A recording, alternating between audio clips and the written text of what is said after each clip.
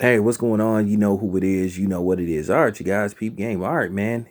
Carl Froch, legendary boxer, who basically ended his career on a high note when he put George Groves to sleep. And, since then he's been doing some, commentating, and he basically says that he dares Jake Paul or his brother to call him out. Carl Froch is 43 years old, but he says he'll come out of retirement and he says he'll fuck both of them up, which I do believe. Carl Froch was a hell of a fighter. He really was. Very good fighter, you know, um, very good fighter, So at the end of the day, I told you this was going to happen.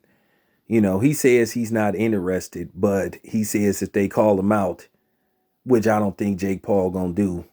He says he'll come out of retirement, and he said he'll fuck him and his brother up, which, like I said, I'd pay to see that.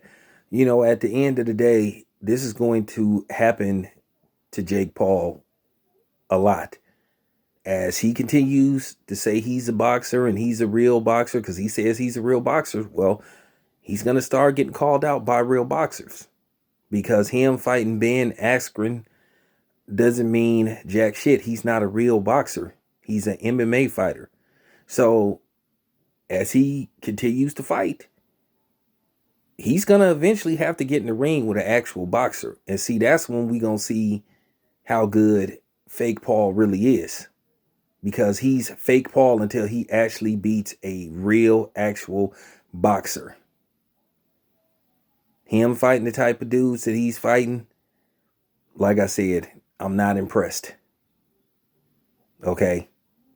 So, Carl Froch is going to probably be one of many that's going to call fake Paul out. And I think he should fight Carl Froch. Carl Froch probably walk around at probably 200 and some change. Carl Froch is 6'1.5", maybe 6'2". So he has a slight height advantage. I think fake Paul is like 6'1". So he fights at cruiserweight. Carl Froch fought at, I think he moved up to light heavyweight. Yeah, he did. I think he moved up to light heavyweight. He campaigned at light heavyweight before he shut it down. And like I said, he had a sensational knockout of George Groves back in 2014. I'm talking about he put that boy to sleep. I'm talking about NyQuil. But nevertheless,